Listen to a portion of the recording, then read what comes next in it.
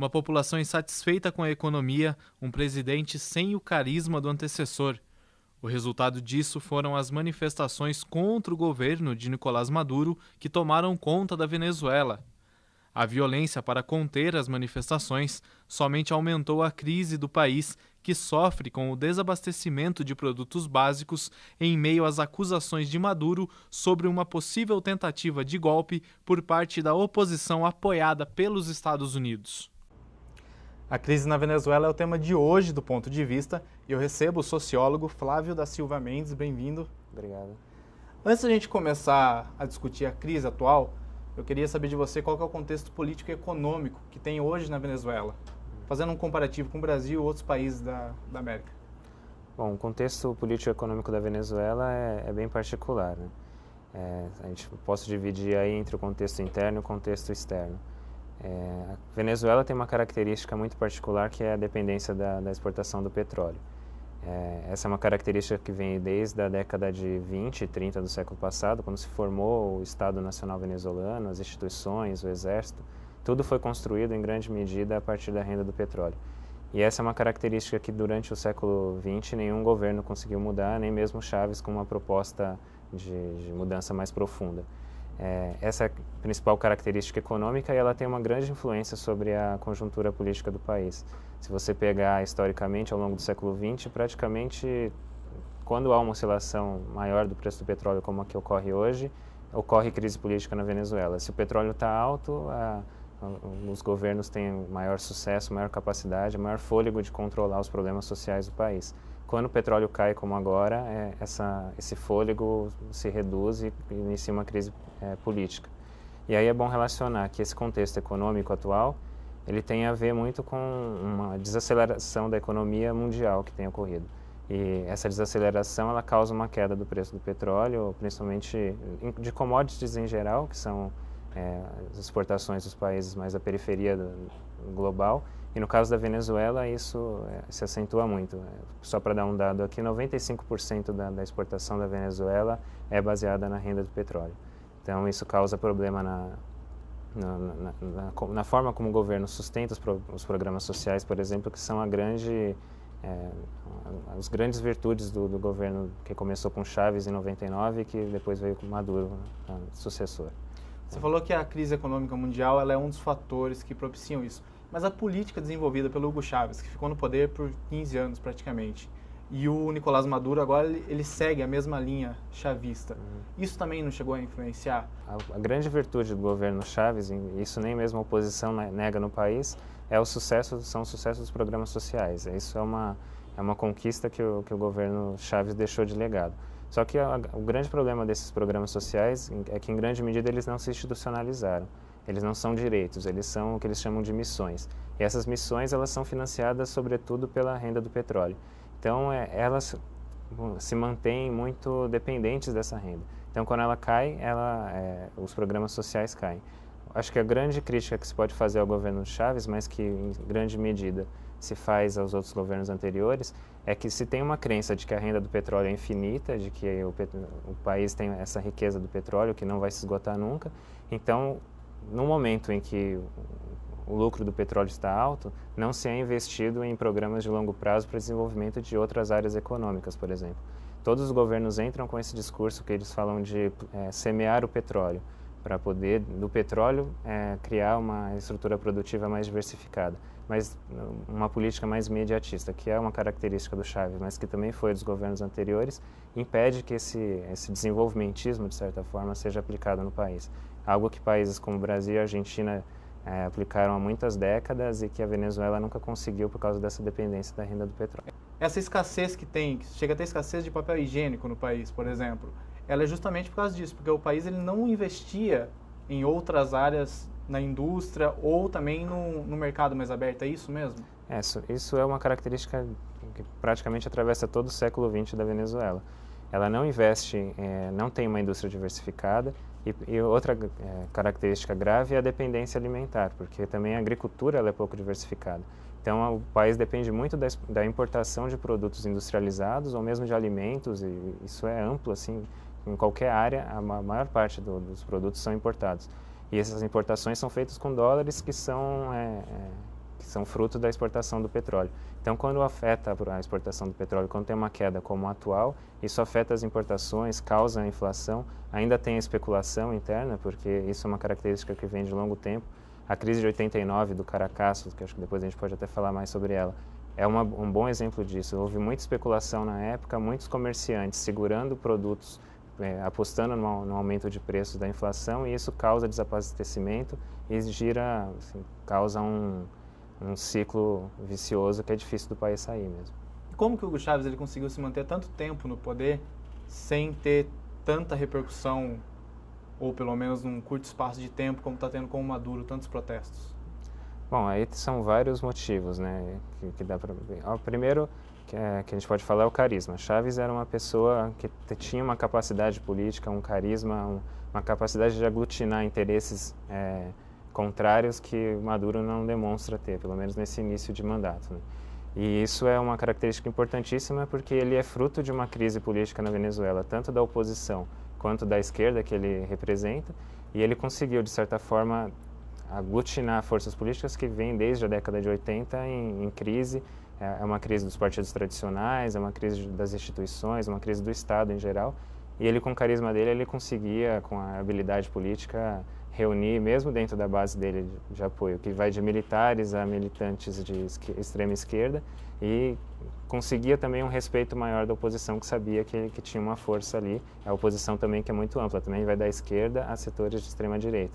E ele conseguia, com o discurso dele, com a habilidade política, aglutinar esses grupos todos antagônicos.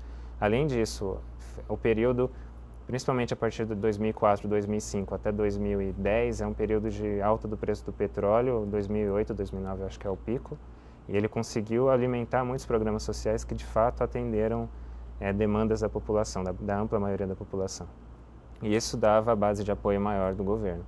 E isso é algo que, por exemplo, Maduro já não tem mais capacidade de fazer. A margem de manobra do Maduro hoje é muito menor. E a agitação política que ele enfrenta hoje, eu acho que provém principalmente dessas duas questões.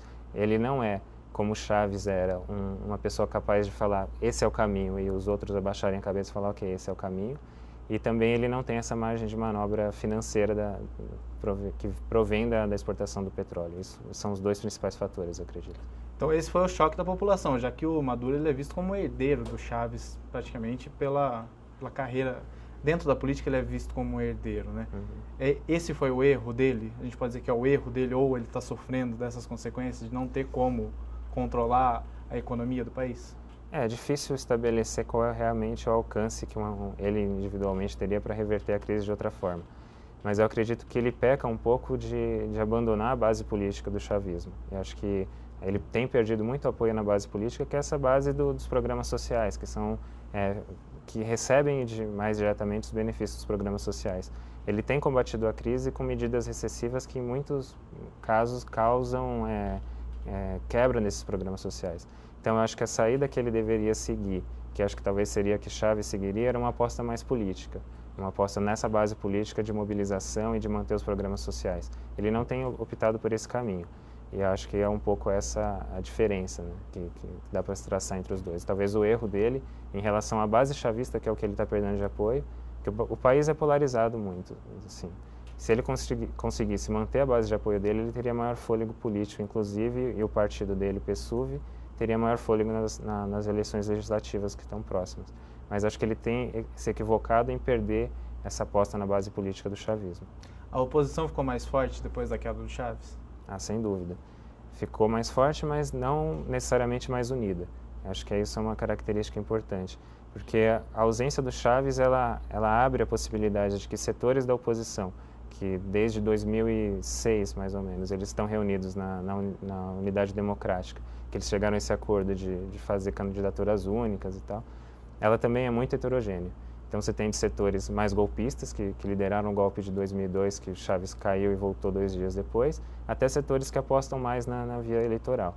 Então a queda do Chávez, ela abre caminho justamente para que esses grupos falem, não, agora o Maduro é um representante mais fraco, talvez seja possível derrubá-lo antes das eleições. Enquanto a linha majoritária da oposição vai apostar no caminho eleitoral, nas próximas eleições legislativas. E eu acho que um pouco da crise política atual vem disso, assim, de um setor da oposição, que aposta ainda numa estratégia golpista e que causa maior agitação nas ruas, incentiva protestos violentos e que tem gerado essa conjuntura mais crítica que vem desde o ano passado.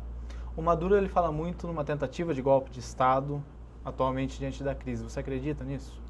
É muito difícil falar de longe, assim. Acho que nem quem está lá dentro consegue ter uma ideia muito bem. A oposição venezuelana tem um histórico golpista desde a eleição de Chávez, né? Ela, além do golpe de 2002, teve a greve petroleira, que foi muito grave logo em seguida, que foi incentivada por setores da oposição e que causou uma crise econômica enorme no país. Depois, uma boa parte da oposição boicotou as eleições parlamentares. Então, essa dificuldade de certos setores da oposição de reconhecer os processos eleitorais do país, de acusar o governo de ser ditatorial, tudo isso vem de muito tempo. Só que, a partir de 2005, quando essa estratégia de mais golpista ou de deslegitimar o governo fracassou, os setores que reconhecem mais o governo se fortaleceram. Eu acho que é possível, sim, que tenha setores, como eu falei. A ausência do Chávez, ela abre caminho para que esses setores mais radicais de oposição se manifestem. Mas eu acho que não é uma mudança tão significativa em relação ao Chávez ainda. Assim, essas características da oposição já estavam presentes no período anterior. E saber se houve ou não uma tentativa de golpe, acho que é impossível. Se isso é uma estratégia do governo, talvez em relação à crise, ou se realmente ocorreu. O Maduro ele fala muito sobre uma participação dos Estados Unidos nessa suposta tentativa de golpe. Os Estados Unidos teria razões para isso? Olha, as razões hoje seriam mais políticas, acho que de uma disputa geopolítica dentro da América Latina do que econômicas, porque do ponto de vista econômico, a Venezuela ainda tem uma boa parte das exportações de petróleo direcionadas aos Estados Unidos. Tanto que uma boa parte da base do chavismo faz essa crítica. Bom, faz uma crítica diplomática, faz uma crítica política. Agora veio o pedido para que reduzisse o pessoal diplomático dos Estados Unidos na Venezuela, mas as relações econômicas estão mantidas. E eu acho que o que orienta a política exterior dos Estados Unidos são as relações econômicas. Acho que para os Estados Unidos não seria interessante um golpe de imediato, mas um controle, ter alguém mais aliado, mais aberto, que não faça as críticas que Chávez fazia, que Maduro faz, para a conjuntura latino-americana, seria melhor para os Estados Unidos, isso sem dúvida. Para a gente fechar essa parte, tem fundamento as críticas que o Chávez fazia, que o Maduro faz em relação à política externa dos Estados Unidos? Acho que tem. A política externa dos Estados Unidos... É bom lembrar que o golpe contra Chávez de 2002 se deu no contexto ali pós atentados dos 11 de setembro nos Estados Unidos, início da guerra do Iraque. Então, se criou, e aquilo influenciava muito, a questão do petróleo era central na guerra do Iraque, e se voltava a uma questão da guerra do Golfo dos anos 70, uma questão geopolítica que foi atualizada. Acho que boa parte da crítica venezuelana foi importante, inclusive na construção de uma relação mais equilibrada entre a América Latina e Estados Unidos. Chávez foi eleito em 99, depois outros presidentes críticos à política exterior americana, alguns mais, outros menos, foram eleitos na América Latina. Isso criou, por exemplo, uma conjuntura que foi capaz de barrar o processo da ALCA, que era de abertura do livre comércio para a América Latina, e que influenciou, ajudou a fortalecer o Mercosul e outras formas de relação econômicas, que eu acho que ajudaram, por exemplo, um pouco a América Latina a atravessar a recente crise econômica de uma forma menos difícil. Eu acho que essa crítica foi importante, ela tem seus fundamentos, sim. A gente volta já já.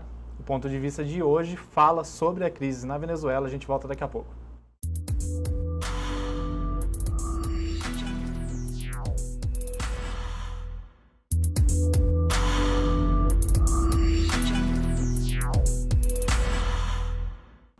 Voltamos com o ponto de vista falando sobre a crise na Venezuela. A gente vai ver um vídeo agora com a opinião de dois vereadores aqui da Câmara de Campinas sobre as declarações do senador Aécio Neves, do PSDB, sobre uma possível omissão do governo brasileiro em relação à crise na Venezuela. Eu tenho clareza de que o governo acompanha com bastante preocupação, com bastante cuidado e atenção a situação de acirramento político que vem acontecendo na Venezuela. A gente tem uma crise que ela se dá no plano econômico, ela se dá no plano das instituições. A Venezuela hoje é um país muito dividido, muito radicalizado as posições, e acho que o governo brasileiro tem que, ao mesmo tempo que acompanhar de perto e se manifestar quando vê qualquer infração às instituições democráticas na Venezuela, o governo brasileiro deve, ao mesmo tempo, também preservar a soberania desse país, que é um país irmão. A gente não gostaria de ver um país que está ao nosso lado tentando interferir na nossa política interna, e eu acho que, da mesma forma, o governo brasileiro tem que manter essa distância saudável da política interna venezuelana. Isso, de modo algum, representa, é claro, omissão ou negligência em relação ao que quer que aconteça lá, né? O Itamaraty tem diversos canais de diálogo com a Venezuela e acho que, pelo que eu entendo, o Itamaraty tem utilizado desses canais para dialogar com o governo Maduro e tentar garantir que a situação na Venezuela, embora tensa, não acabe caminhando para uma situação de mais radicalização e mais violência. A posição do nosso presidente, o senador Aécio Neves, é muito clara, uma vez que o Brasil tem, nos países da América Latina, seus parceiros, né? São países vizinhos, e nós não podemos aceitar que o país, da forma que vem sendo tratado o relacionamento Brasil-Venezuela, continue a fomentar certas formas administrativas, parcerias políticas, que não são aquelas que a democracia exige de país moderno que nem hoje. Então, hoje a fala do nosso presidente vai de encontro com a necessidade do país, do Brasil, rever essa parceria com a Venezuela, onde que ele fomenta certas atividades, certas formas de fazer política naquele país que vem de encontro, que não aquele esperado pela população brasileira. Nós esperamos que o país nosso, o Brasil, tenha sim parcerias, tenha um alto grau de relacionamento com os nossos vizinhos, mas dentro do mais alto grau democrático. Nós não podemos esperar. A população da Venezuela está lá, não aceita o regime que está sendo implantado naquele país. Então, a fala do nosso senador e a posição nossa do PSDB também é nesse sentido. É que seja restabelecida a ordem lá na Venezuela e que as parcerias têm que ser de forma democrática e respeitando a população dos países que foram parceiros do nosso país. Bom, Flávio, a gente tem aí duas opiniões divergentes, eu queria que você comentasse cada uma delas. Bom, eu vou fazer um comentário em conjunto, porque eu acho que as duas abordam questões que são relacionadas, né? Não tem como fugir. Em primeiro lugar, acho que é importante, como afirmou o primeiro vereador, respeitar a soberania nacional. A Venezuela é um país que tem suas instituições políticas, tem um sistema democrático que funciona, assim, tem alguns problemas, como tem outros países, de concentração de poder, falta de equilíbrio entre alguns poderes, que são resultados de uma crise política que é muito longa, mas existe um sistema democrático que funciona, eleições que são reconhecidas por visitantes internacionais que acompanham os processos eleitorais.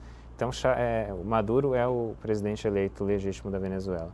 Então, o governo brasileiro tem que reconhecer a sua autoridade no país, tem que, de fato, ter uma preocupação com o acirramento político que existe lá, porque isso pode causar uma destabilização maior do governo a longo prazo, mas tem que respeitar a soberania do país. Acho que essa é uma característica importante e, nesse sentido, o governo brasileiro tem adotado uma posição correta. Eu acho que, além de reconhecer, como o governo fez, assumir preocupação com o que tem ocorrido no país, acho que tem que assumir uma posição realmente de defesa da institucionalidade democrática no país. A Venezuela é membro recente do Mercosul e uma das cláusulas para que o país pertença ao Mercosul é que haja um sistema democrático, eleições corram de forma legítima, correta, e isso tem ocorrido no país. Não ocorreria com um golpe que derrubasse Maduro. Então, acho que o governo brasileiro tem que, de fato, reconhecer essa preocupação e ainda afirmar uma defesa da institucionalidade democrática contra qualquer estratégia golpista. E outra questão que vale a pena comentar é que, de fato, existe uma oposição forte na Venezuela. O país é praticamente dividido. Se pegar as últimas eleições presidenciais, ela foi dividida quase 50%. Então, existe uma divisão muito clara no país, uma polarização muito grande, mas não se pode afirmar, por exemplo, que a população da Venezuela como um todo é contra o governo de Maduro ou que era contra o governo de Chávez. Há constantes demonstrações, atos políticos em vários locais do país contra e a favor do governo de Maduro. Então, acho que essa é uma característica que exige que o governo brasileiro tenha um respeito à soberania do país. Não se pode dizer que existe uma ditadura no país, nem que a maioria da população seja contra o governo. Isso vai se provar nas eleições legislativas que são próximas agora e que vão ser o termômetro, mais uma vez, da polarização política do país. Você acha que o Brasil ele agiu corretamente? Ele está agindo corretamente? Ou falta ainda alguma coisa, ou ele já fez mais do que ele deveria? Eu acho que age corretamente a respeitar a soberania. A declaração de que tem preocupação, ela é um pouco, ela é boa, mas ela também fica um pouco, assim, tenta não desagradar setores de oposição, tanto do governo brasileiro quanto da Venezuela. A Venezuela é um parceiro comercial importante do Brasil. E a balança comercial do Brasil é extremamente favorável, né? Ele exporta muito mais para a Venezuela, então é um parceiro que se mantém e o Mercosul é importante nesse sentido. Eu acho que talvez falte ao governo manifestar mais um apoio à institucionalidade democrática, à legitimidade da autoridade do governo de Maduro na Venezuela. Porque a oposição, em geral, ela é muito mais crítica ao falar que existe uma ditadura, ao falar que a maioria da população é contra o governo de Maduro, e falta um pouco, talvez, para o governo do brasileiro, que tem uma relação boa com o governo da Venezuela, falar, não, existe sim uma democracia lá e a gente tem preocupação com essa democracia, que essa democracia seja afetada por setores golpistas da oposição. E o papel da Unasul, como que você vê? E a atuação dela nesse caso? Acho que a Unasul ela é uma organização importante do ponto de vista mais geopolítico, de debate, que foi uma criação mais recente, que tem ajudado a estabelecer uma relação entre os países, mas ela, em grande medida, ela também, as opiniões emitidas pela Unasul representam também essa diversidade de opiniões que existem entre os governos da América Latina sobre aquele processo. Há uma tendência mais favorável ao governo, mas se você pegar, por exemplo, as declarações que foram fruto das reuniões mais recentes, um pouco talvez afetadas pela eleição presidencial no Brasil, elas são mais também, são menos incisivas, são mais de, estamos preocupados, mas que não tomam uma posição mais clara em relação ao que ocorre no país. Eu acho que isso, ela é importante, ela traz um respaldo internacional, inclusive, de mostrar que existe uma defesa da democracia, como ocorreu recentemente com o golpe no Paraguai. Os países estão unidos para defender uma ordem democrática, evitar que se volte aquela onda de ditaduras e crises políticas de décadas anteriores, mas ela ainda possui baixa representatividade, assim, ela não é não emite uma opinião que realmente pese geopoliticamente, né? Como esses países gostariam, como por exemplo, era a proposta de política internacional do governo Chávez e que Maduro um pouco tenta dar continuidade, de que esses países do Sul tenham mais voz no debate político internacional. Ela ainda não cumpre esse papel, talvez venha a cumprir mais para frente. Na sua opinião, como que o Maduro pode reverter essa situação que já vem desde o início de 2014? Bom, existe é difícil, é uma reversão. Ele fica um pouco refém da questão do petróleo, né? A característica econômica do país é essa de um país que sempre depende do petróleo e que corre das crises. Quando a crise não tem crise, se avança em vários aspectos. Quando chega a crise, você freia aquele crescimento e fica correndo da crise. Essa é uma questão que só poderia ser modificada no longo prazo. Eu não vejo. Chávez não modificou em grande medida isso durante o seu governo e Maduro parece não ter condições também nesse curto prazo de fazer essa mudança.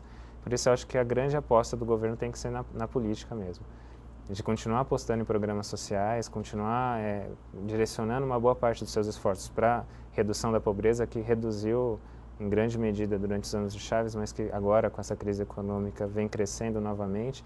Então tem que manter o foco nessas políticas sociais e que são mais imediatas, porque de fato existe uma boa parte da população que ainda vive em condições de pobreza extrema. Isso é emergencial, tem que ser feito no curto prazo.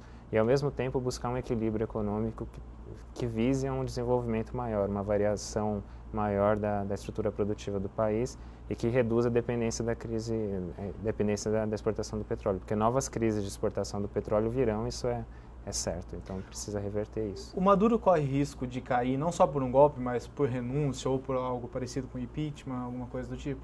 Nisso, impeachment eu não acredito, renúncia também não. O que existe na Venezuela é o referendo revogatório, que foi criado como um mecanismo constitucional que se uma ampla parcela da população quiser revogar o mandato do presidente, faz uma petição e existe uma votação pela continuidade ou não do governo. Ele corre esse risco? Acho que corre, porque Chávez passou por esse processo no momento em que a oposição era forte, mas não era tão agressiva quanto hoje. Acho que existe essa possibilidade. E esse é um processo eleitoral legítimo que pode decidir pela não continuidade do governo. E aí são convocadas novas eleições. Mas renúncia ou qualquer coisa que venha do próprio governo de declarar uma incapacidade e abrir mão do governo, eu acho impossível, assim, não existe essa possibilidade.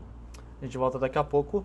O ponto de vista de hoje fala sobre a crise na Venezuela, a gente já volta.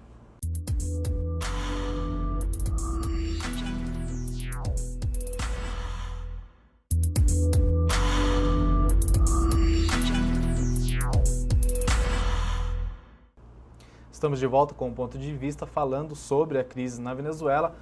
Flávio, acho que a gente já matou praticamente todas as questões referentes à crise atual, mas você tem um livro que chama Hugo Chávez em seu labirinto. Você viveu na Venezuela por um tempo e você faz o seu doutorando em cima desse tema. Quer começar falando sobre o livro, depois sobre a sua experiência lá e o que você estuda no geral? Sim, eu fui para a Venezuela em 2009 para fazer a parte de campo de uma pesquisa de mestrado em Sociologia que eu fazia pela Unicamp, dedicada à formação do movimento bolivariano. O movimento bolivariano ele é um movimento que surge na década de 90 oficialmente, liderado pelo Hugo Chávez e que tinha uma perspectiva de crítica maior aos programas econômicos e políticos que eram aplicados no país entre o final da década de 80 e o início da década de 90. E eu fui para o país um pouco para tentar entender esse processo, porque daqui de longe a gente tem muita dificuldade, falta material, falta conhecimento sobre a história política do país. Então o livro um pouco ele acaba refletindo essa trajetória. Assim, o primeiro capítulo principalmente é dedicado à questão de retomar qual é a origem da democracia na Venezuela, que remonta à década de 50, e qual foi a marca dessa democracia da década de 50 até a chegada do Hugo Chávez no poder. E essa, como eu falei antes, assim, ela traz muito essa marca da dependência do petróleo, principalmente na década de 70, quando o petróleo estava em alta, que teve a crise do petróleo de 73. Foi o auge da social-democracia na Venezuela. Em 40 anos, apenas 2 partidos chegaram à presidência no país, então eram partidos muito fortes, muito representativos, era um sistema político com um apoio muito forte. E eles entraram em crise na década de 80 justamente quando veio a crise do petróleo e a crise da dívida na América Latina e todo aquele processo que atingiu todo o continente. Isso causou uma crise dos representantes políticos tradicionais, dos partidos, que acho que o auge dessa crise é o Caracaço, em 1989. Foi uma onda de protestos contra... Isso são quantos anos antes do Chávez tomar o poder? Chávez chegou foi eleito em 98. São 10 anos. Esse também é um processo que eu analiso no segundo capítulo, principalmente do livro. Que o Caracaço é um ato um ato massivo e violento contra as medidas econômicas e contra a crise política do país. Mais de 3 mil pessoas morreram em uma semana, que agora está fazendo até aniversário, que foi início de março de 89. E aí, em resposta a esse processo, o Hugo Chávez tentou um golpe político em 92, foi derrotado e preso, mas a partir daquele momento ele se tornou uma figura bastante conhecida e que representava esses interesses realmente de mudança política. Então ele aglutinou forças políticas críticas ao governo e conseguiu chegar à eleição de 98 e ser eleito. É isso que eu queria que você falasse. Quem foi Hugo Chávez? Por que dele tentar um golpe em 92? Como ele chegou realmente ao poder em 98? Você consegue resumir isso pra gente? Sim, Chávez ele era uma figura formada no exército da Venezuela. O exército da Venezuela sempre teve participação política muito grande. Você pegar a história do país no século XX, o exército sempre esteve presente. Em 59, quando começa o período democrático, é a derrota de uma ditadura militar no país. Então tinha uma cultura dentro do exército de política muito forte, de que o militar ele tem o dever de intervir quando existe uma crise política no país. E Chávez vinha dessa tradição e com características de esquerda. Ele tem uma formação dentro da esquerda, de certa forma familiar um pouco, e ele conseguiu, durante a crise da década de 80, criar laços com partidos de esquerda muito pequenos, que não tinham representatividade política no período do auge da social-democracia, mas que naquela crise começaram a ter uma representatividade maior. Então ele conseguiu aglutinar esses movimentos todos, gente que em grande medida nem concordava muito com ele, depois muitas cisões ocorreram, mas que deram apoio porque viam no carisma que ele conquistou, principalmente depois da tentativa de golpe de 92, a possibilidade de derrubar aquele sistema que vinha em crise de alternância de poder entre dois partidos. Então ele tem essa característica, ele tem uma coisa do nacionalismo militar, da intervenção política, de considerar isso um dever do militar, e tem contatos com a esquerda. Ele alia esses valores que são até um pouco contraditórios, se você pegar historicamente, mas que permitiram até a aliança que ele construiu em torno de si. Você também analisou a cobertura da imprensa brasileira em relação à Venezuela, principalmente no governo Hugo Chávez. Como é que você vê a cobertura, como é que você viu a cobertura durante o período Hugo Chávez, como que você vê hoje com o Maduro? Qual a posição da imprensa brasileira? Bom, acho que se conserva uma característica, em grande medida ela é baseada em baixo conhecimento sobre o processo político do país, sobre a história política do país. Ela, em grande medida, a opinião da imprensa brasileira reproduz críticas que são veiculadas internacionalmente, seja pela imprensa norte-americana, seja a espanhola tem muita influência sobre isso. E, em grande medida, elas mostram um desconhecimento sobre o processo político do país. São críticas, quando se fala, por exemplo, de que há uma ditadura no país, não há. Assim, a experiência que eu tive lá, ela é até um pouco, ela é boa nesse sentido, porque eu vi na TV, em canais que tem canais de notícia que tem a sua programação toda dedicada a fazer oposição ao governo, estão abertos, e que líderes políticos da oposição vão a esses canais chamar atos que levem à derrubada do presidente, que levem ao cerramento da disputa política. E esses canais são veiculados, assim. Fala-se muito de controle da mídia, de tudo isso. Eu não senti isso lá. Não senti que isso pese.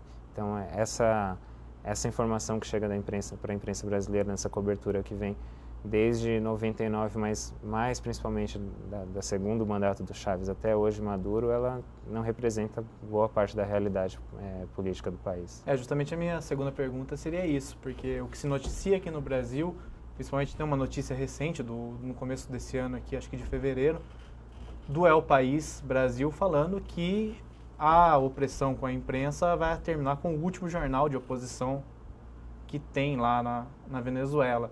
Então você não chegou a ver isso lá. Isso então não seria, a cobertura da imprensa brasileira não seria um reflexo da opressão sofrida pela imprensa de lá? Não.